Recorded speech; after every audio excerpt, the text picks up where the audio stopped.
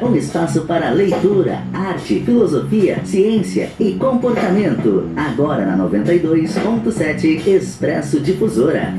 Vai um Expresso aí? Bom fim de tarde, Wagner Felipe Com. Sejam bem-vindos ao Expresso Difusora, aos ouvintes da 92.7 FM de Palmeira das Missões e além, e região, já que o nosso sinal ultrapassa as fronteiras do Rio Grande do Sul, do Brasil, chegando até a Argentina, né, Rafa? Já escutei Difusora lá do outro lado do Rio Uruguai. Boa tarde, Wagner. Boa tarde, Rafa.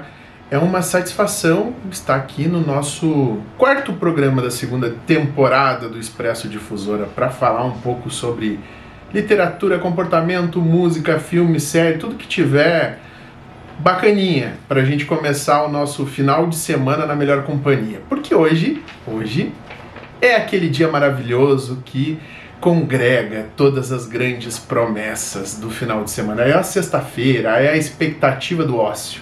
É isso, né? Por que será? Acho que é sexta. Tempo para respirar. Como a gente falou no programa que passou, é a minúcia, o tempo do descanso do Senhor na criação. É aquele sétimo dia que não é uma coisa negativa, é um agirativo, porque é o momento de buscar paz de espírito. Olha que bacana, né? Falamos do Floresta Escura. Mas hoje a obra é outra. A obra é bem conhecida por muitos. Muita gente acha que conhece, tem gente que conhece, tem gente que já leu, mas tem gente que já ouviu falar, mas não me senti à vontade para pegar na mão a obra. Nós vamos falar hoje nesse nosso chá maluco, chá com o chapeleiro maluco, da obra que dispensaria apresentações maiores, Alice no País das Maravilhas, de Lewis Carroll, que tinha por nome, né, Charles Dodgson, mas que adotou o pseudônimo de Lewis Carroll. E hoje vamos falar da importância dessa obra, do seu simbolismo e da sua influência em outros livros, na música e até na filosofia e na psicologia. Já chegou a ler Alice no País das Maravilhas, meu amigo? Não, mas ouvi falar muito. Já ouviu falar, já viu no cinema, já deve ter visto as referências. Agora você me deixou curioso. Mas hoje, esse que é o objetivo do Expresso Difusora, a gente resgatar os clássicos e se conectar com o grande patrimônio humano. Quem está nos ouvindo, então, se sinta convidado a gente se debruçar um pouco sobre essa obra. Alice no País das Maravilhas, que foi publicada em 1865. Quantas coisas de 1865 nós estamos repercutindo ainda hoje? O mundo era muito diferente em 1865. As Aventuras de Alice no País das Maravilhas foi lançado em 1865 e depois, na sequência, a Alice através do Espelho em 1871. Esses livros ganharam uma popularidade imediata e capturaram a imaginação não apenas das crianças, mas dos adultos, e gerou assim um sucesso estrondoso. E o autor nem pensou assim em fazer uma grande obra, até porque não existia uma ideia de um mercado literário para as crianças. Ele acabou revolucionando a forma como a gente trabalha a fantasia, indiretamente como a gente lida com a própria infância. A importância desse processo todo é absurda, é enorme. Basta sintetizar isso. A história que você conta hoje para os seus filhos, a forma como você conta, tem muita influência, ainda que você possa nem imaginar que é uma influência direta, mas tem muita influência da obra Alice no País das Maravilhas. Os desenhos animados, as outras fábulas e até mesmo o resgate de muitas fábulas que estavam no imaginário coletivo, mas que ninguém dava muita bola e depois foram sendo buscadas pelas grandes editoras. Então, essa obra, ela traz uma narrativa que é inovadora, porque ela fala de absurdo, ela fala de fantasia, ela faz jogo de palavras, ela é provocativa, né? É um clássico do Alice do País das Maravilhas, a conversa da Alice com o chapeleiro. E uma das perguntas que ele faz no chá maluco, porque é o horário do chá maluco tradicional inglês, é por esse horário, 5, 6 da tarde, né? Qual é a semelhança de um corvo e uma escrivaninha? O chapeleiro faz a indagação. E Alice fica, no início, muito animada. Nossa, eu adoro charadas. E as crianças são assim. E a uma certa altura ela pensa e... Ai, não, o que tem? Não tem nada a ver, não tem a menor ideia. E aí a lebre de março que está junto diz, nem eu. E aí Alice fica até dentro do seu desânimo, diz assim, acho que você deveria aproveitar melhor o tempo do que desperdiçá-lo com charadas que não têm resposta. Lembra muitos meus alunos da época da graduação que diziam o seguinte, não queremos questões discursivas, nós queremos questões objetivas porque dá muito trabalho, melhor a múltipla escolha. E a uma certa altura, o chapeleiro maluco nos diz que ele também não fazia a menor ideia da resposta. E isso é uma síntese dos novos tempos, né, onde a gente precisa encontrar respostas que não estão prontas. Mas a obra é de uma profundidade tão grande que a uma certa altura ele, Sigmund Freud, neurologista, o psiquiatra austríaco, o criador da psicanálise, o personagem talvez mais influente da história do campo da psicologia, fez referência a Lewis Carroll nos seus escritos.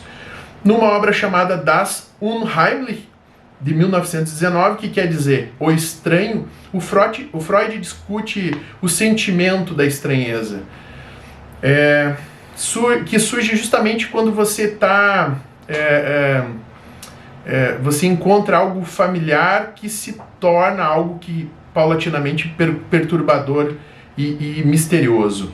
Freud faz referência a Carroll, né, principalmente em As Aventuras de Alice no País das Maravilhas, como um exemplo do estranho, citando um senso distorcido de escala e o familiar, tornando-se desconhecido nas experiências da Alice. Então, olha só, né, a investigação do conteúdo simbólico de uma história passa a ser algo absurdamente útil numa fronteira da ciência que viria a ser a psicanálise, a psicologia, a psiquiatria. Em outra obra do Freud, Piadas e sua relação com o inconsciente, de 1905, Freud menciona Jabberwocky, que Carroll utiliza num poema no segundo livro, que é a continuidade de Alice no País das Maravilhas, Alice através do espelho. E aí também ele explora a questão do jogo linguístico, da criação das palavras sem sentido, né? E Freud, portanto, também é influenciado por essa perspectiva inovadora do Lewis Carroll, justamente que diz que existem elementos misteriosos encontrados na literatura e na linguagem que são muito úteis para quem quer explorar a psique humana. E essa é praticamente o grande convite, né, que é feito em Alice no País Alice no País das Maravilhas. A figura emblemática do chapeleiro, que num primeiro momento parece louco, mas depois, quando a gente começa a revolver sua história, tu consegue encontrar elementos de dor e também de sofrimento.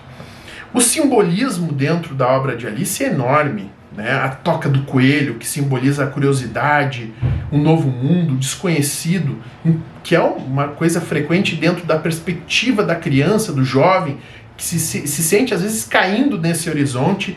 O beba-me e coma-me, né? Que representa a transformação e os desafios do crescimento. O gato risonho, que é um personagem fantástico, né? É aquele que fica sumindo, que às vezes fica só o sorriso, um pedaço do corpo, que é algo que simboliza essa ambiguidade, essa linha tênue entre a realidade e a imaginação. E a maravilhosa Rainha de Copas, que representa a tirania e o abuso de poder. A Rainha de Copas que dizia, né, cortem a cabeça dele. A festa do chá do chapeleiro maluco, que é fantástica, até hoje reproduzida em filmes, peças de teatro, que simboliza, da perspectiva da criança, o componente de absurdo e caos no mundo adulto. Eu fico imaginando você que está nos ouvindo ou nos vendo no vídeo do YouTube, algum momento da sua infância ou da fase jovem, você deve ter olhado para a realidade dos adultos e imaginado assim, o que esse pessoal está falando? O que esse povo está falando aí? Que absurdo isso que eles estão fazendo, né? Porque a criança tem essa racionalidade inocente, né? Que às vezes não compreende as sutilezas da forma como a sociedade se organiza. Mas dentro da sua inocência, às vezes consegue ser mais transparente e racional e reveladora, né, do que nós que estamos imersos na reprodução dos nossos hábitos. Hoje, a gente falar de Alice no País das Maravilhas parece uma coisa já muito conhecida, mas é espetacular a forma como o autor trata dessa perspectiva narrativa. E voltamos a dizer, ele nasceu em 27 de janeiro de 1832. Né? A obra As Aventuras de Alice no País das Maravilhas é de 1865. É muito maluco que alguém tenha conseguido explorar tanta coisa. Você já ouviu falar do Chapeleiro Maluco, né? Sim, Esse é uma figura pop, né? As festas da fantasia, o pessoal adora ir de chapeleiro. Tem uma coisa meio misteriosa ele, né? Sim, e porque existia dentro da era do apogeu da era da grande Inglaterra, que é o século XIX, muita utilização de grandes chapéus, né? As damas, os cavalheiros usavam cartola, e o chapeleiro, quando produzia os chapéus, ele usava alguns componentes tóxicos, tanto quanto os relojoeiros. Se usava alguns materiais ali que não eram muito saudáveis. E aí se popularizou uma expressão a uma certa altura na Europa que é maluco como um chapeleiro, o que o Lewis Carroll acaba se apropriando para contar na história, e muitos dos elementos que estão ali intercalados são elementos de realidade. E hoje a gente tem clareza disso, não é uma obra só infantil. Alice no País das Maravilhas trata, portanto, de identidade e autodescoberta. Alice, ela faz uma busca, ela quer encontrar o verdadeiro eu em um mundo confuso e em constante mudança. O século XIX é um século de grandes mudanças e transformações, principalmente na sociedade inglesa, que vê o acelerado da era industrial, das grandes máquinas, do boom cosmopolita, principalmente de Londres, que é praticamente a capital do mundo, um dos grandes centros econômicos de cultura do Ocidente. Também traz a obra o absurdo dentro da linguagem, o jogo de palavras, que hoje parece uma coisa tão corriqueira dentro da comédia stand-up ou dos filmes mais provocativos, mas o absurdo começa ali. Ele é o grande criador desse instrumento narrativo.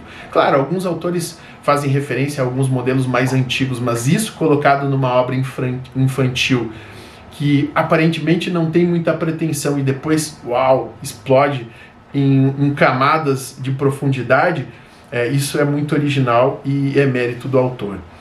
Imaginação e criatividade depois de Alice passam a ter um outro sentido, tanto nos mais diversos campos. A gente falou da influência de Alice para a psicologia, para a psicanálise, para a psiquiatria, através da obra de Freud. Poderia citar muitos outros autores. Mas há um legado enorme dentro da cultura popular, né? A música, por exemplo, né? Uma música espetacular, que é influência direta de Alice no País das Maravilhas. Eu particularmente adoro essa música. Traduzindo, seria Coelho Branco, de 1967, que as pessoas conhecem como White Rabbit. É uma música da banda norte-americana de rock psicodélico que se formou lá em São Francisco no verão de 1965, Jefferson Airplane. O Rafa vai subir ela aqui para quem está ouvindo. Espero que... Olha só. Conjuga muito bem com os mistérios e todo o processo de descoberta que envolve Alice no País das Maravilhas. Olha só.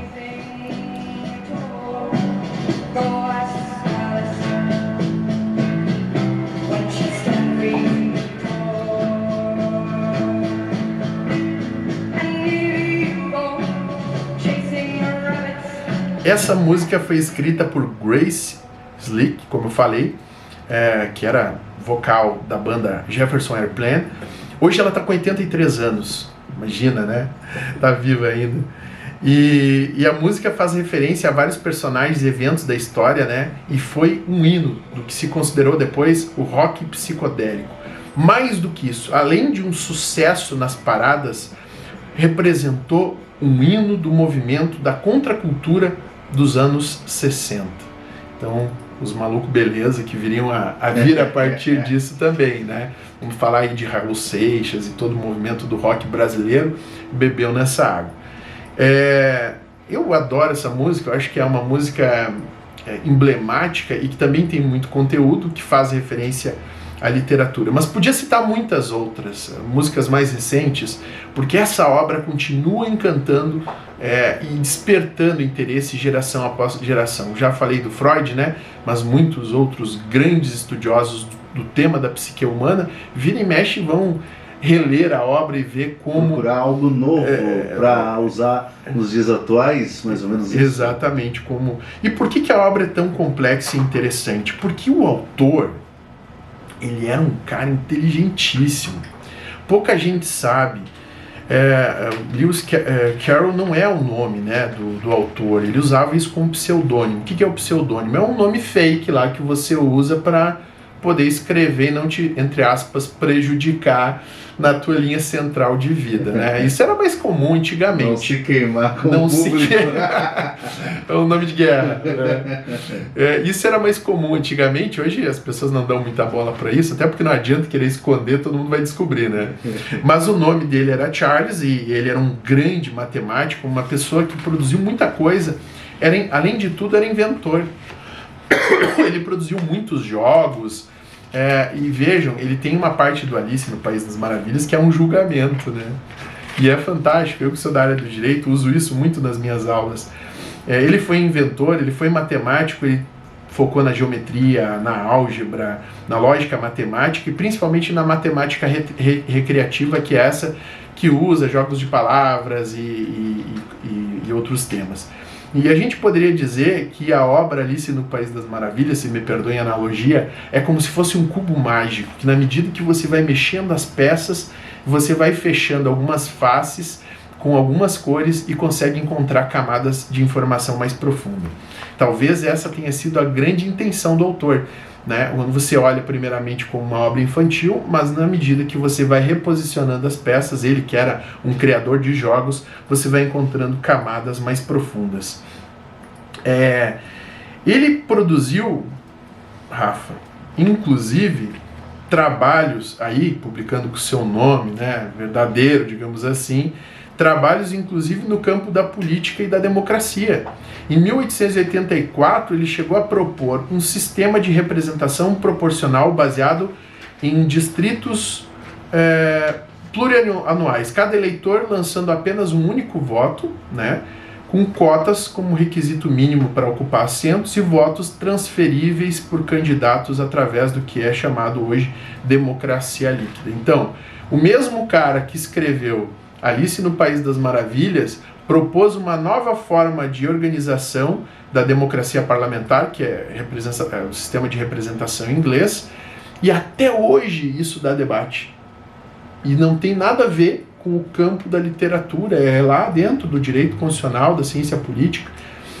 Ele falava, por exemplo, que num sistema como esse eu poderia ter a opção entre decidir um tema ou delegar o meu voto para alguém ou um conjunto de pessoas, uma forma de racionalizar mais os processos de escolha e dar oportunidade para a pessoa entender se ela quer opinar diretamente sobre o assunto ou ela quer autorizar outra pessoa. Isso foi considerado por alguns loucura, outros consideraram algo genial. Talvez daqui a nunca, ou pelo menos eu não tenho notícia de que alguém já tenha implementado na prática esse modelo, mas talvez no futuro a gente veja alguém ressuscitar essas antigas teorias do autor. Então fica aqui o convite também para ler outras obras infantis do autor, que a gente viu que não são totalmente infantis, e também descobrir outros elementos da influência. Temos aqui um ouvinte, seria Hélio Bueri? Isso mesmo. Grande professor, historiador, escritor Hélio Bueri. Não podia, né, deixar de prestigiar o nosso programa. Um grande abraço, professor Hélio. Eu estava na sua escuta também no Sala de Visitas da última quarta-feira, que foi fantástico, né? Também dentro de temas tão relevantes. E um abraço a todos que nos escutam através da 92.7 FM. Saibam que vocês sempre podem participar através do WhatsApp. Como que é o número? 55997-115-115. Pois bem. E aí, achou interessante a temática do Chapeleiro Maluco, não? Eu achei interessante, né? Eu não me recordo se eu assisti o filme, Wagner. Que são vários filmes, né? E com o tempo ele veio atualizando e trazendo a modernidade para dentro do cenário, né?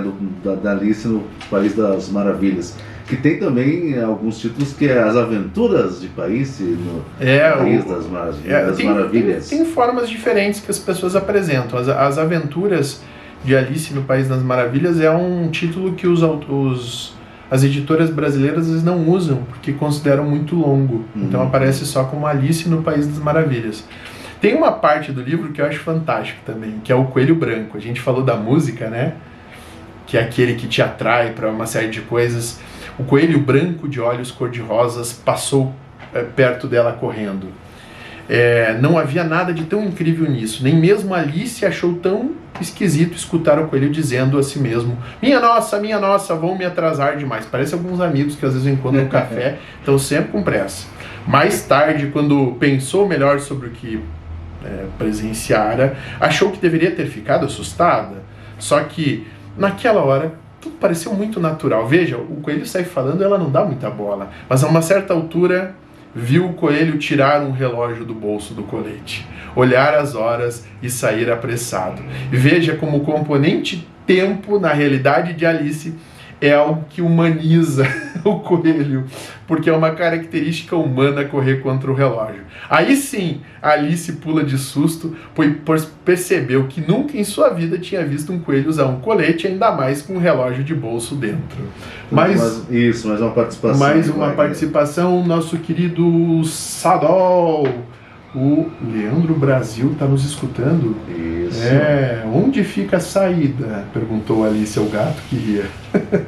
Uma ótima passagem. E aí a questão, né, o gato que simboliza a correlação entre a imaginação e o real. Depende de para onde você quer ir. Olha que bacana, né? Para quem não sabe para onde vai ir, você não adianta dar direção, né? Alice, como você sabe que eu sou louca? O gato: só pode ser, senão não teria vindo para cá. Fantástico, né? Muito obrigado pela audiência, querido amigo doutor Brasil, né? Olha que nome emblemático, né? Doutor Brasil, vulgo Sadol. Muito obrigado pela audiência, pela participação. Nós temos muitos ouvintes mandando suas mensagens, que nos alegra muito, né? Porque às vezes as pessoas acreditam que literatura é uma coisa que está no passado, né? Temos aqui também Dona Cláudia Helena Coraza, que não sabia da referência sobre Freud, ela que é uma psicóloga. Pois é, então fica aí bacana, né? A informação de que Freud tratou em 2 obras diretamente, expressamente, fazendo referência ao trabalho de Lewis Carroll.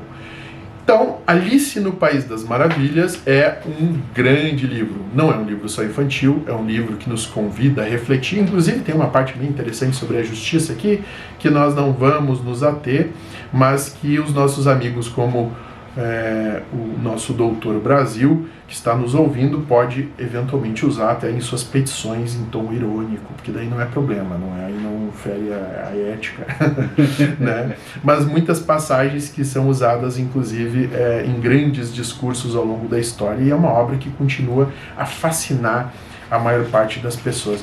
E tem uma parte aqui que eu acho muito legal, que é quando a Alice, depois de cair dentro do buraco lá, tem uma hora que ela, em alguns momentos ela cresce, né, e fica muito grande para pegar a chave que está em cima da mesa. Em outros momentos ela é muito pequena tem a porta pequena, mas a chave está lá em cima. E isso, para mim, representa muito a dicotomia que existe na nossa relação entre a criança, né, e o adulto no nosso processo de crescimento. Em muitos aspectos, a gente precisa de elementos das nossas raízes, daquela nossa essência infantil, mas que não são muito adequados à realidade adulta. Em outros aspectos, é um paradoxo, né? Eu preciso de elementos adultos para aproveitar a minha, digamos assim, as minhas principais características da psique da criança e do adolescente. Então, tem muitos pontos que a gente poderia tratar aqui, o nosso horário já está terminando. Convido todos a, né, redescobrirem o grande talento de Lewis Carroll, matemático, escritor, por que não dizer teórico de ciência política, filósofo, que influenciou literatura, nomes especialmente que a gente poderia citar, outro nome que eu acabei não colocando aqui, mas que vale a pena citar, escritores como J.R.R. Tolkien, né, que é o grande escritor da obra Senhor dos Anéis, que foi depois adaptada para o cinema com grande sucesso, vencedor de muitos Oscars, e escritor de uma série de outros livros emblemáticos, onde também traz a fantasia para tratar de temas reais. Quem viu o filme sobre ele no Netflix vai ver que ele teve uma vida difícil e inclusive participou da Primeira Guerra Mundial, né? Então algumas das jornadas do Frodo e dos seus anéis e era um pouco do ritmo dele, da transferência de mensagens nas trincheiras da Primeira Guerra Mundial e as batalhas sangrentas e com péssima perspectiva de enfrentamento, inclusive aqueles choques que a gente vai ver depois nos filmes daquelas hordas, né, eram muito do que acontecia na Terra de Ninguém, né, o local de terra que ficava entre as trincheiras e onde as pessoas se degladiavam, que a gente está vendo agora de novo uma guerra de trincheiras lá na guerra da Ucrânia com a Rússia. Então, muito obrigado a você que nos acompanhou, você que escutou o programa, mas quer indicar para alguém, acessa lá o @Instituto Preceptor ou nossa conta no Instagram, Instituto Preceptor Com, e esse programa vai ficar gravadinho, você vai poder ouvir ele de novo. Sem cortes, tá? Os erros são parte do processo, né? As tosses, alguém te ligando e tal, normal, né? Um excelente final de semana, esse que é o começo do fim de semana, mas que, né, é muito bacana. Aproveite a sua família, aproveite os livros, aproveite as séries, o que há de bom, com muita responsabilidade. Escute música boa aqui na 92.7 FM e, se quiser, vá comprar livros lá no Instituto Preceptor Com e ter bons encontros nos cursos que promovemos. Essa semana, inclusive, tivemos ótimos cursos lá. Na próxima semana estarei à distância, né, porque estarei na maior exposição de franquias do mundo, que ocorre em São Paulo. Vou a trabalho e nós vamos fazer um programa especial de lá. Então nos escute, que estaremos ao vivo, com boa chance de ser ao vivo. Sim, vai ser. Vai ser, fé em Deus. E nos escute na próxima sexta-feira, nesse horário, às 17h30, dentro do programa do Rafa, que cede esse quartinho para a gente instalar o nosso Expresso Difusora. Um bom final de semana e até a próxima.